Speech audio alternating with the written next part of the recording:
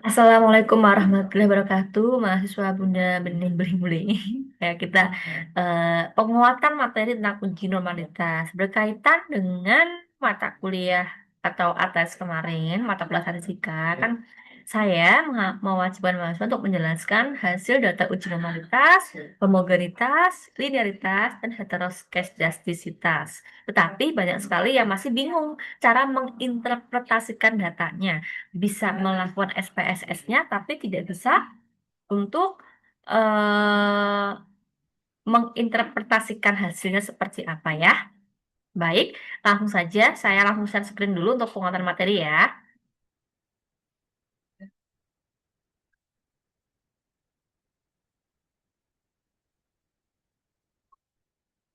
Baik, sudah terlihat ya mahasiswa saya uji normalitas. Jadi bagaimana interpretasikan hasil? Ternyata kemarin saya sudah menjelaskan panjang lebar bagaimana menguji normalitas, bagaimana menginterpretasikannya secara singkat itu juga belum bisa membacanya karena masih bingung bacanya ya. Bentar, izin saya konfirmasi dulu ya karena sudah ada kuliah juga.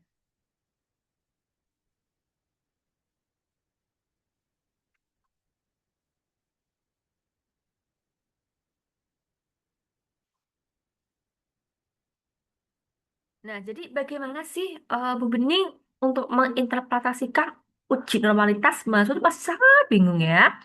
Bingung sekali bagaimana menganalisis hasilnya, Bu. Saya bisa melakukan SPSS, tapi saya tuh bingung menjelaskan angka-angka yang muncul di situ. Itulah keluhan mahasiswa ya. Makanya saya berbaik hati biar mahasiswa juga ikut ikut belajar lagi gitu ya. Terus bagaimana Bu mulainya gitu. Kayak akan saya lanjutkan dulu, sabar ya. Jangan loading.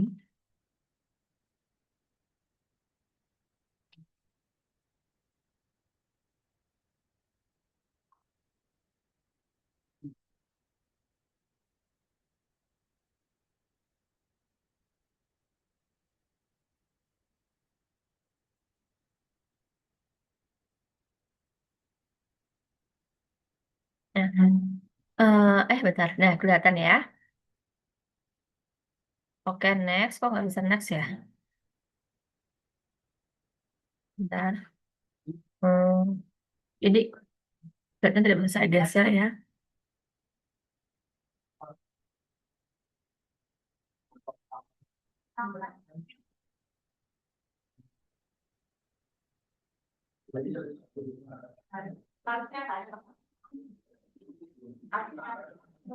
Nah, ini ya. Nah, bagaimana Bu membacanya? Apa bedanya Kolmogorov, Smirnov, dan kawan-kawannya gitu?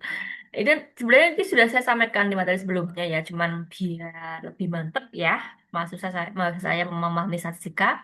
Makanya ini saya buatkan rekaman lagi buat buat merefresh lagi ya.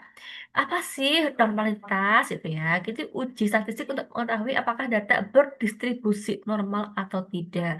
Dan ini merupakan syarat mutlak bagi uji statistik parametrik.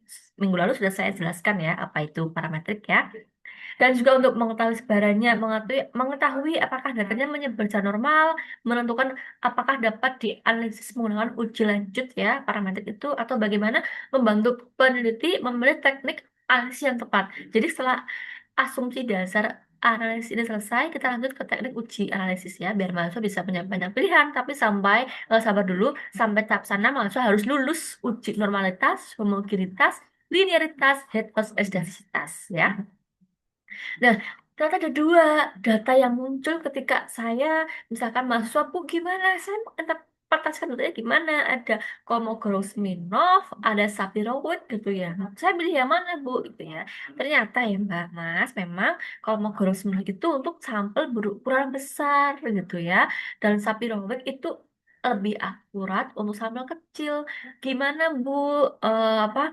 Kita milihnya kan bingung ya. Ya, jadi jika jumlah sampelnya kurang dari 50, gunakan Sapirowicz ya. Tapi kalau lebih dari 50, pakainya Kolmogorov Smirnov. Dan ini buat teman-teman mahasiswa kan kemarin sudah saya sampaikan ya. Sudah saya sampaikan eh, hasilnya mana Mbak? Eh, jadi mahasiswa kalau di SPSS itu pakai tanda titik ya. Dia hanya jawabnya 055. Nah, gitu ya. Padahal itu 0,05 yang benar. Dari kemarin kalau di SPSS munculnya ada titik 167. Berapa Mbak uji data normalitasnya? 167 Bu. Ah, itu kebanyakan Mbak. Mas itu adalah angka 0,167. Nah, ini ya.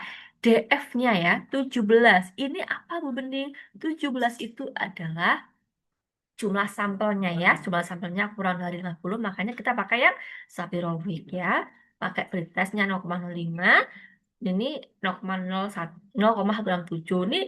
Ini apakah apa? Apakah ini eh normal apa tidak Bu? Normal ya, karena ini lebih dari 0,05 ya, bukan 0,05 apa Bu Bening? Itu namanya alfa ya. Taraf signifikansinya pakai 0,05. Nanti akan saya jelaskan mengapa harus 0,05 gitu ya. Ini ya akan saya jelaskan per bagian. Jadi ingat baik-baik kalau soalnya dengan sampel kurang dari 50, berarti kita bacanya yang Sapirovic ya. Ini kok nggak bisa ini nggak bisa itu ya, nggak bisa geser ya bacanya ya bentar. Apakah ini pertanda bahwa saya harus mengakhiri? Tapi tidak ya. Saya harus menyampaikannya seterang benderang, terang cahaya. Jadi, nah ini ya, bentar. Ini masih ada 13 slide, jadi masih akan saya jelaskan gitu. Nah, ini tadi apa? Kita sebelum data perlakuan, proses sudah data perlakuan. Ini batasan 0,76 ini apa kuning? Postesnya 0,137. Nah, ini nilai statistiknya. Maka ketika semakin kecil nilai statistiknya, datanya semakin mendekati normal. Jumlah sampelnya 17 ya. DF itu menunjukkan jumlah sampel, degree of freedom. Nilai DF menunjukkan jumlah data sampel yang diuji dalam penelitian. Nah, ini kelompok hurufnya. Tadi pretestnya 0,167, posesnya 0,200. Nah, kalau memang datanya itu lebih dari 50, pakainya kita pakai kelompok huruf. Ini karena nilai signya itu lebih dari 0,05, makanya normal. Kalau signya signifikansinya kurang dari 0,5, maka darah tidak normal. Ingat baik-baik ya, kita baca itu data angka 0,200, bukan 200. Kemarin masih banyak mahasiswa yang ini berapa Mbak uji normalitasnya? 900 Bu. Padahal tidak ada, itu kan titik 900, dibacanya 0,900 ya, bukan 900. Itu angka kan ada gunanya loh. Artinya angka koma di SPSS ya. Kemudian ini tadi di Komogol Smirnov ya ini. Nah, Sapiro ini pakainya Sapirovic ya. Pretestnya 0,894, postesnya 0,923. Semakin mendekati angka 1, maka datanya semakin normal. Nah, kita pakai Sapirovic ya. Nah, pakai SW Sapirovic ya. Apa? Karena N-nya atau DF tadi kurang dari 50, makanya pakai Sapirovic ya. Kalau ini kan jika signya lebih dari 0,05, maka itu normal. Ini semuanya baik pretest maupun post test, data menunjukkan berdistribusi normal ya. Baik. Bagaimana sih Bu menjelaskannya? Besok kalau ujian kan harus bisa. Dan ini ya, perhatikan, signya kan sampelnya kurang dari 50 ya, berarti kita pakai yang pakai sig Saprowick ya. Dan signifikansinya 0,05 dan post testnya 0,176. Di SPSS di SPSS kamu menunjukkan titik 167, artinya 0,167 bukan 167. Kemarin semuanya banyak sekali yang salah ya. Nah, karena keduanya baik pretest maupun post test lebih dari 0,05, maka data berdistribusi normal. 0,05 itu alfanya atau taraf signifikansinya ya. Karena ini lebih dari 0,05, maka kesimpulannya normal. Nah, apa itu apa, Bu? Taraf signifikansi atau batas toleransi yang masih diterima peneliti. Maka 0,05 misalnya. Toleransi kesalahan yang diterima peneliti adalah 5%, keyakinannya 95%. Maka dari itu inilah yang mengapa 0,05 Bu, mengapa nggak yang lain gitu ya. Karena kita tidak bisa, kita bukan Tuhan yang 100% benar ya. Jadi ini karena data, jadi kita pakai tingkat keyakinannya 95%. Kesalahannya kita bisa menerima kesalahan sebagai human ya, itu 5% gitu ya. Dan alasan utamanya ya, kenapa apa 0,05 dianggap cukup ketat, namun masih realistis dalam penelitian sosial humaniora, termasuk penelitian PGSD ini ya.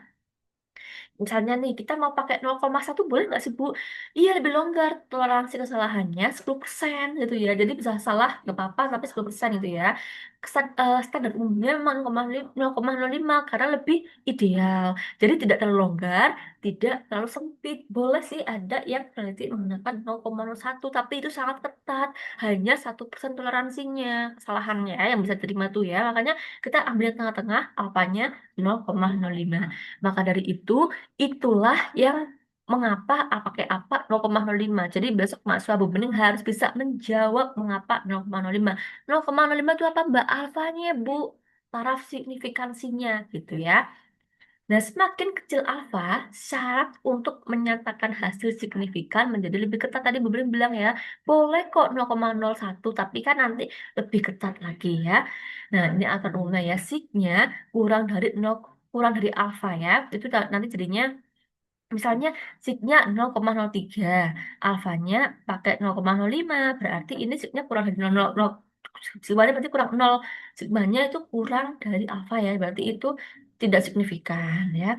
Kalau tapi kalau kita pakai yang alfanya 0,1 jadi signifikan loh ya, tapi kita pakai aturan yang biasa digunakan pada sosial humaniora ya, jadi 0,05.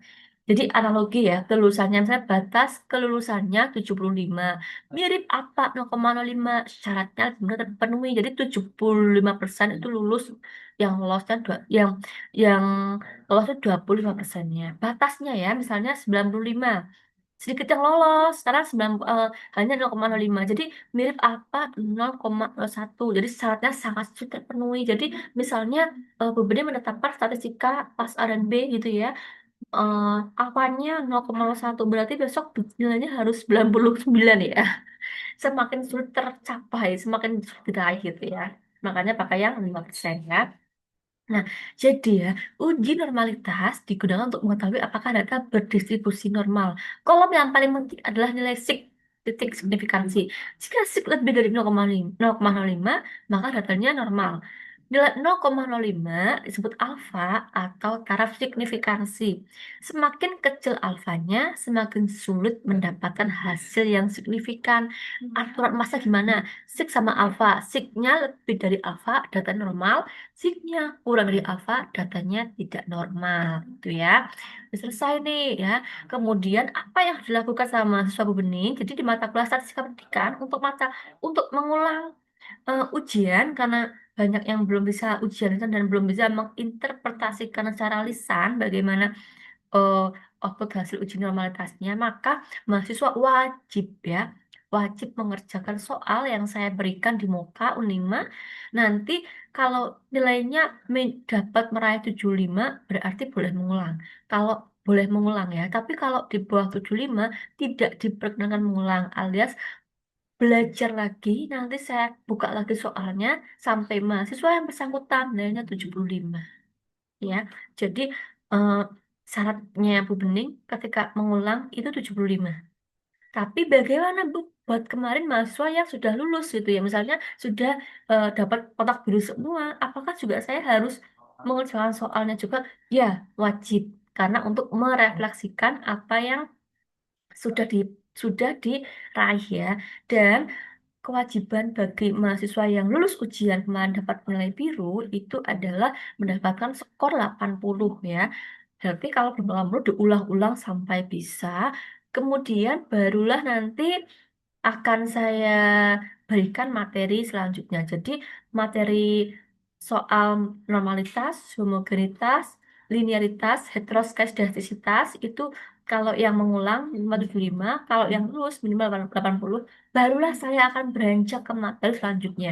Jika mahasiswa belum bisa mencapai nilai yang saya tentukan, akan saya ulang-ulang sampai gumoh ya, sampai lulus, baru nanti saya melanjutkan ke uji analisis statistika yang lainnya ya.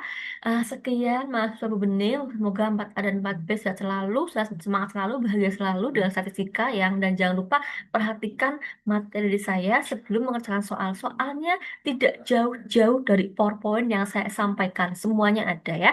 Terima kasih. Wassalamualaikum warahmatullahi wabarakatuh.